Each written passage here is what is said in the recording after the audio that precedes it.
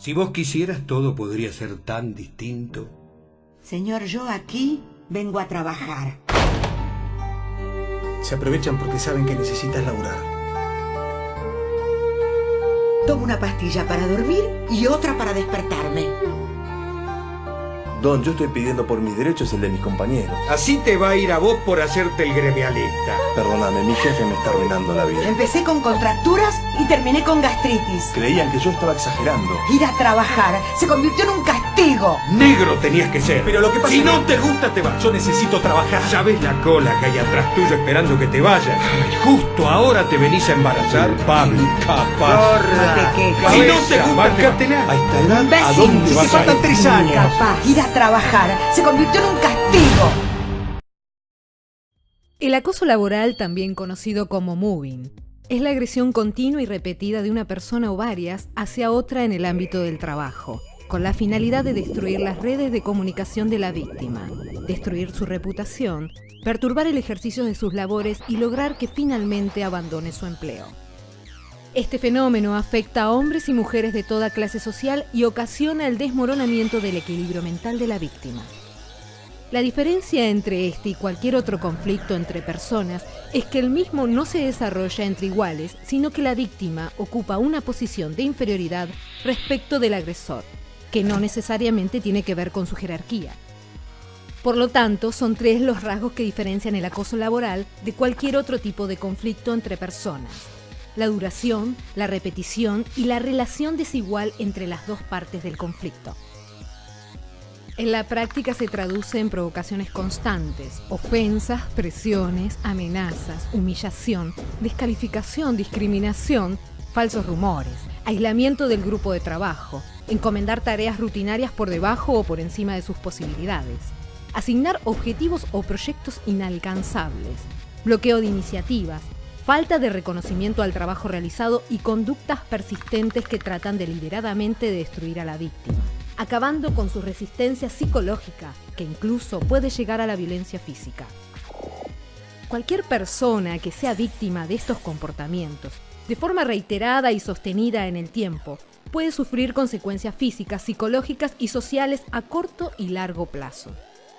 Como por ejemplo, trastorno del sueño, desajuste del sistema nervioso, dolor de estómago, acidez, úlceras gástricas, cansancio, debilidad, fatiga, estrés, pérdida de memoria, irritabilidad, dificultad para concentrarse, crisis nerviosa y depresión. También daña las relaciones con los compañeros de trabajo, afecta a la pareja y el entorno social y familiar. Si bien cada situación es particular, te sugerimos que mantengas la calma, hacé conocer tu problema a los demás, trata de ser indiferente a las agresiones y conserva la sonrisa. Actúa de forma irreprochable y recordá que lo más importante es tu propio bienestar. Pese a estos lineamientos, probablemente el conflicto continúe.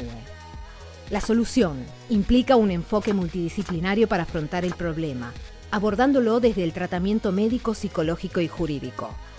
Lo mejor es trazar una estrategia a medida de cada víctima, consultando con especialistas quienes reconozcan el problema y definan los pasos a seguir.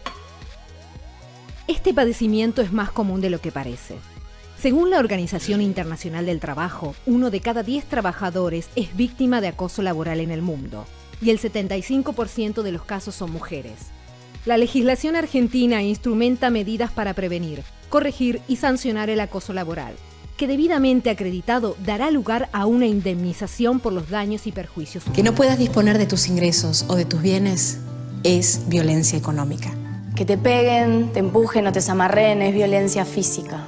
Que no te tomen una denuncia, que te demoren, te interroguen o te deriven innecesariamente, eso es violencia institucional.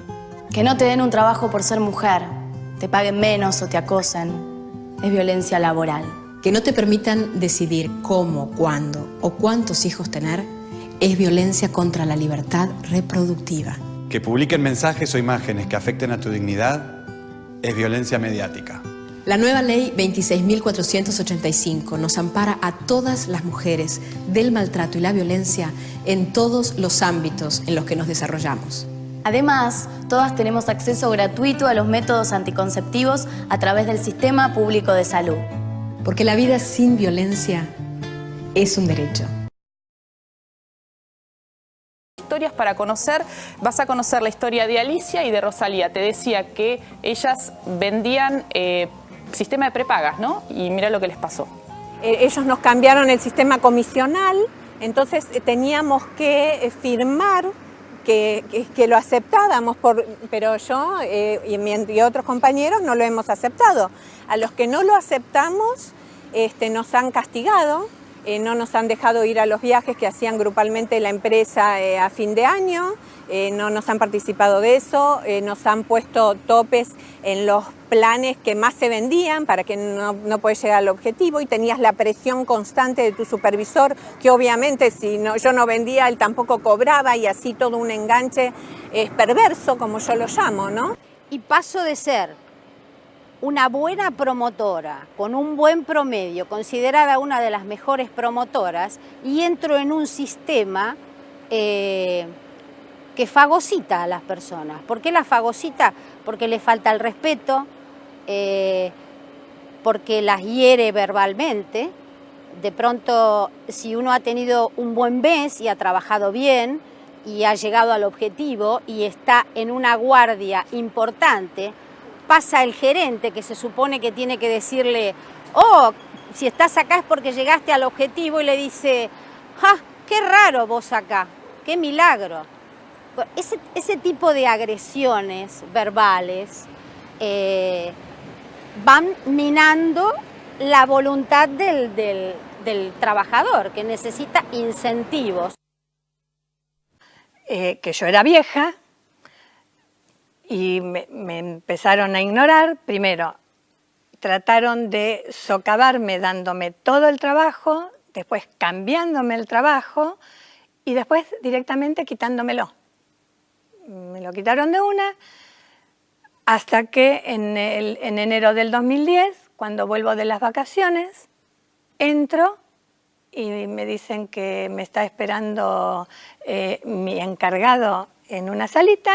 Me llaman y me dicen que a partir de la fecha la nueva gerencia de sistemas prescinde de mis servicios. Yo sufría ya a esa altura de alta presión, no quería salir de mi casa, tenía vergüenza porque para mí era una vergüenza haber perdido el trabajo. Era algo ridículo, pero a mí me daba vergüenza. Cruzaba a alguien por la calle y me preguntaban, uy, ¿qué haces a esta hora? Y para mí era terrible decir que me habían echado, porque la pregunta que sigue, ¿por qué? Y algunos creerían que era injusto, pero otros, yo pensaba, otros van a pensar, ¿qué macana se habrá mandado? O esta es una inservible, terrible. Además, en mi salud, no quería levantarme de la cama. Llegó un momento que no tenía ganas ni de levantarme a bañar. Lo hacía por vergüenza de mi hijo, que tengo un hijo adolescente, y entonces cuando por ahí yo sabía que era la hora que iba a llegar él, yo me levantaba. Pero si no, me pasaba el día en la cama. Era como si me hubieran sacado la llave de mi casa. Derechos y obligaciones del empleado y empleador. Dependencia jurídica. Empleado. Cumplir las órdenes e instrucciones. Empleador. Dirige las tareas. Dependencia económica. El empleado presta los servicios en beneficio o provecho del empleador, quien asume los riesgos del negocio o la empresa. Jornadas durante un trabajo no podrá extenderse más de 8 horas diarias o 48 horas semanales. Tendencia técnica. El empleado debe ajustarse a los procedimientos y modalidades de ejecución de sus tareas indicadas por el empleador. Recibos de sueldos. Estos contienen datos del empleador, datos del trabajador, detalle de la remuneración, otros datos obligatorios. Todos tenemos derechos y obligaciones. Hoy queremos contarte un poco sobre el síndrome del desgaste profesional o burnout. También lo puedes escuchar como síndrome de la cabeza quemada, del trabajador desgastado y cualquier sinónimo que tenga que ver con un trabajador agotado mentalmente. Y te preguntarás, ¿qué es eso o cómo sabes si lo tienes? Pues bien, este síndrome es básicamente agotamiento emocional y se puede identificar con síntomas muy leves como cefaleas o fatiga, hasta síntomas muy severos como ineficacia, irritabilidad e insatisfacción con todo lo que se hace. Las empresas se ven afectadas por un alto ausentismo laboral y las personas notan un escepticismo total con su labor. Entenderás que todas estas características hacen a una persona emocionalmente inestable y todo lo que antes lo motivaba ahora lo hace infeliz, por lo que su productividad y rendimiento disminuirán por montones y por más que se esfuerzan sienten que el trabajo nunca se termina. Ojo, no es que todo el que tenga apatía por su trabajo sufra este síndrome, son aquellos que tenían pasión, entusiasmo y disfrute de su labor y de buenas a primeras comenzaron a perder el gusto por lo que hacían. Generalmente lo puedes observar en personas que trabajan interactuando con otras personas o que tienen que permanecer largos periodos de tiempo en una misma tarea, aunque debes tener en cuenta que se puede presentar en todas las áreas laborales. ¿Qué hacer para evitarlo? Evita las jornadas laborales de más de 8 horas continuas. Intenta cambiar de ambiente laboral o tener uno cómodo y agradable. Realiza pausas activas para generar cambio y descanso mental. Lleva un estilo de vida saludable, con buena alimentación y ejercicio. Busca apoyo emocional y habla con otros cuando necesites ayuda. Las empresas deben tener presente la remuneración económica y la emocional. Si en tu trabajo te maltratan, te acosan o te agreden, no te quedes en silencio.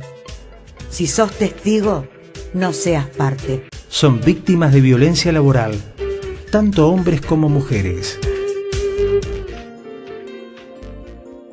Más de 70 organizaciones gremiales no se quedan en silencio y dicen no a la violencia laboral en todas sus formas, porque son tiempos de garantizar la dignidad en el trabajo.